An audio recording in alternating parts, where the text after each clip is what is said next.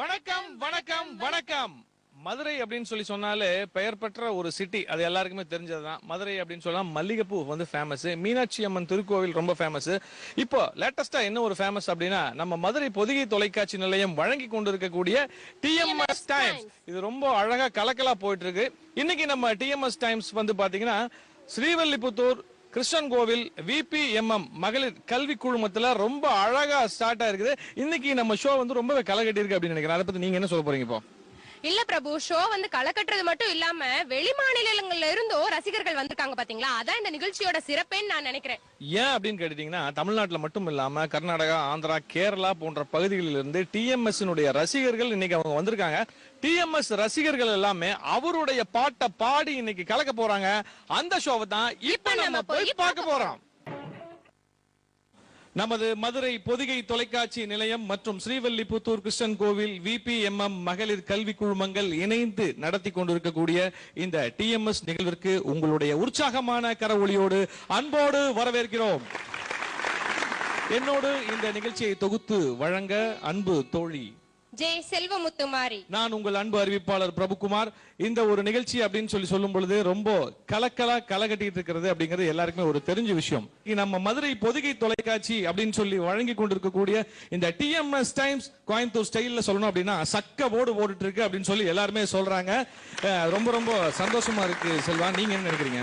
அதாவது TMS times அப்படின்னாலே நம்ம ஊர் மட்டும் இல்ல, வெளி மாநிலங்கள்ல இருந்தும் நிறைய ரசிகர்கள் ஆர்வமா வந்து உட்கார்ந்து இருக்காங்க.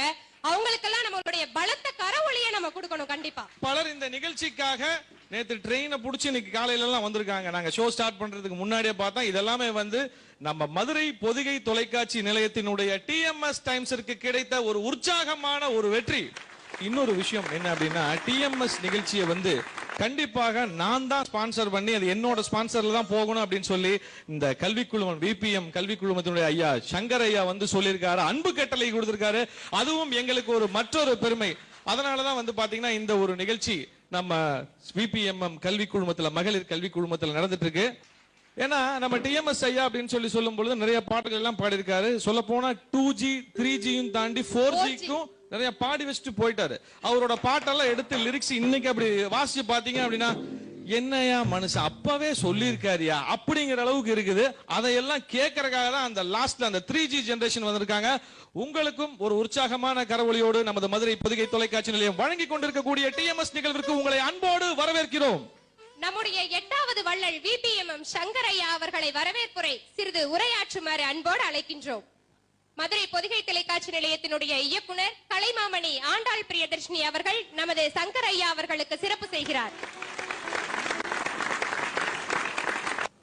அனைவருக்கும் எங்களது கல்வி நிறுவனத்தின் சார்பாக காலை வணக்கத்தினை தெரிவித்துக் கொள்கிறோம்.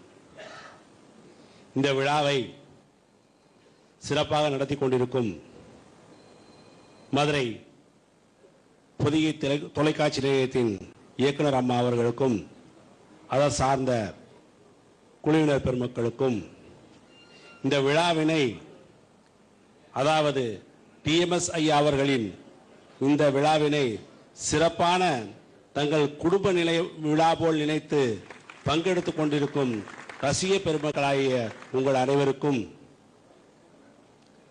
டிஎம்எஸ் ஐயா அவர்களை பற்றி சொல்ல வேண்டிய அவசியம் இல்லை, எல்லாத்தையுமே அவங்க சொல்லிட்டாங்க. அதாவது 3 காலங்களுக்கும் என்ன தேவையோ அவர் காலத்திலே அதை எல்லா மக்களுக்கும் கருத்துக்களை பூரா பாடல் மூலமா தெரிவிச்சு பதிஞ்சு வச்சுட்டு போயிட்டாரு. கண்ணதாசனுடைய கற்பனைக்கு உயிர் கொடுத்தது ஐயா டிஎம்எஸ் அவர்கள் தான்.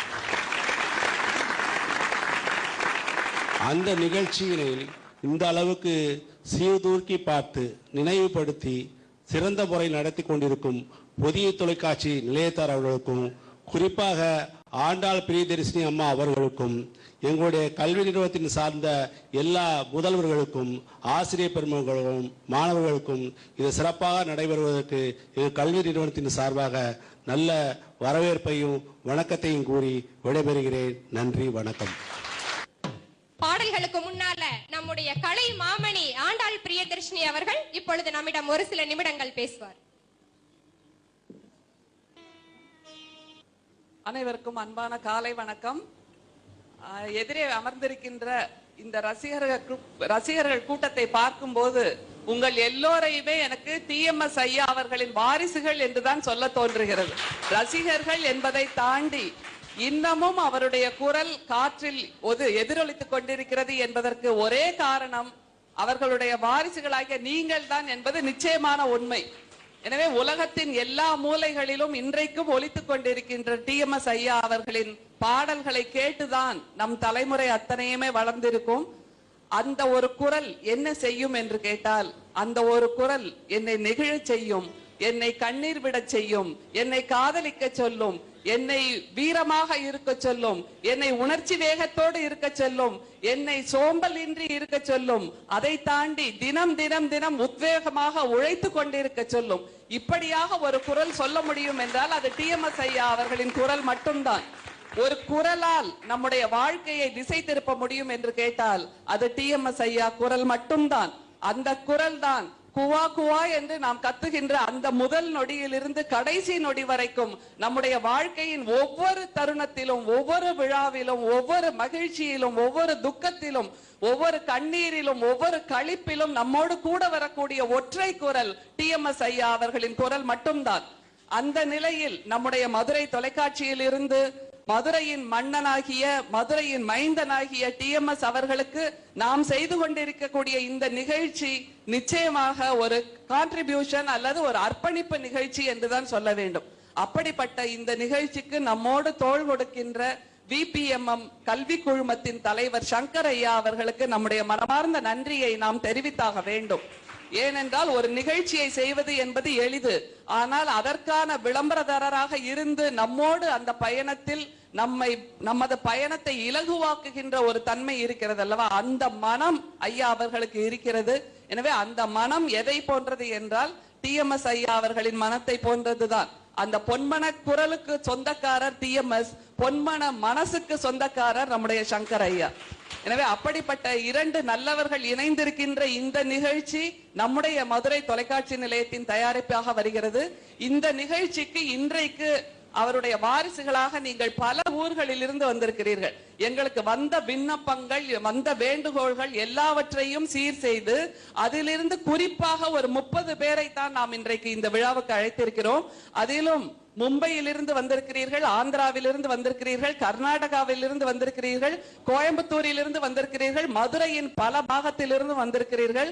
இன்றைக்கு இந்த நிகழ்ச்சிக்கு நீங்கள் அத்தனை பேரும் வந்திருக்கிறீர்கள். இந்த டிஎம்எஸ் பாடல்களை இளைஞர்களுக்கு கொண்டு செல்ல வேண்டும். இவர்கள் சொன்னதை போல் 2G பாடல்களை 4Gக்கு கொண்டு செல்வதற்காகத்தான் இந்த நிகழ்ச்சியை இங்கே வடிவமைத்திருக்கிறோம்.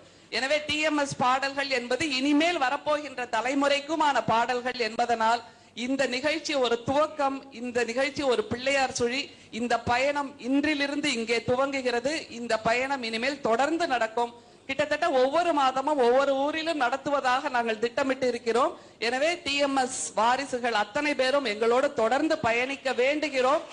அந்த பயணத்தில் ஐயா சங்கர் அவர்கள் தொடர்ந்து நம்மோடு இருப்பார் என்கின்ற நம்பிக்கையோடு உங்கள் அத்தனை பேருக்கும் வரவேற்பையும் வாழ்த்தையும் கூறுகிறது மதுரை தொலைக்காட்சி நிலையம். இசை என்னும் இமயமலைக்கே அதிபதி நமதுடைய டிஎம்எஸ் ஐயா அவர்கள். அவர்களுடைய உறவினர் ஒருவரை இப்ப நம்ம பார்க்க போறோம். உங்களில் ஒருவராக டிஎம் சந்திரசேகர் ஐயா அவர்களை அன்போடு மேடைக்கு அழைக்கின்றோம். உங்களுடைய உற்சாகமான கரவொலியோடு ஐயா வாங்க. நீங்க டிஎம்எஸ் ஐயாவினுடைய உறவினர் அப்படிங்கறதுல எங்களுக்கும் ஒரு பெருமை, இந்த ஒரு அரங்கத்திற்கும் ஒரு பெருமை. அந்த பெருமையோடு சேர்ந்து நீங்க பாடவும் போறீங்க. எந்த வகையில உங்களுக்கு உறவினர், எப்படி நீங்க அவரை பார்த்திருக்கீங்க, பேசிருக்கீங்க, இசை ஞானம் அப்படிங்கறது எப்படி அவர்கிட்ட இருந்து நீங்க வாங்குனீங்கங்கறத சொல்லுங்க. நாங்க எல்லாரும் ஒரே இனத்தை சேர்ந்தவங்க, அதாவது பங்காளி. நான் பங்காளி, ஒண்ணு விட்ட தம்பி. அதான் இப்ப நீங்க அவர் கூட பேசும் பொழுதும் பார்க்கும் பொழுது நிறைய இசை சம்பந்தப்பட்டு பேசிருப்பாரு இல்லையா, உங்களுக்கு ஞாபகத்துல என்ன இருக்குங்கிறத சொல்லுங்க. அதாவது ரீங்காரத்தோட பாடணும் பாரு, அதாவது சொல் சுத்தம் எல்லாமே சொல்லுவாரு, அந்த பாவங்கள் எல்லாமே சொல்லுவார். ரீங்காரத்தோட பாடணும் அப்படின்னு சொல்லத அவர் ஞாபகமா வச்சிருக்காரு. இவர் ரீங்காரத்தோட இப்ப பாடுறத இசைக்குழுவோட சேர்ந்து நம்மளும் இப்ப கேட்கலாம்.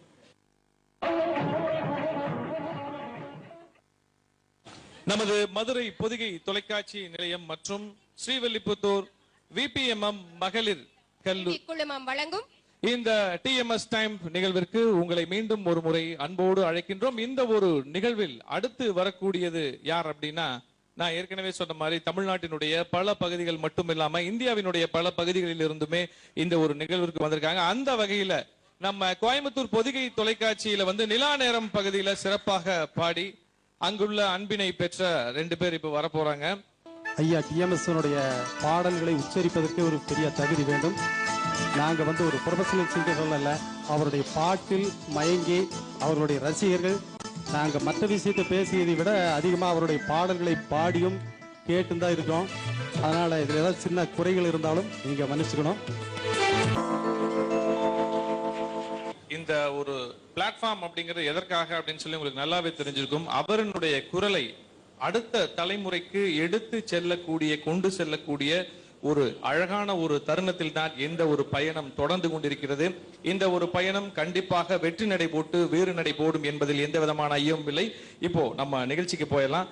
நிகழ்ச்சியில தொடர்ந்து டிஎம்எஸ் ஐயா அவர்களுடைய பாடல்கள் உங்களினுடைய செவிகளுக்காக இதோ.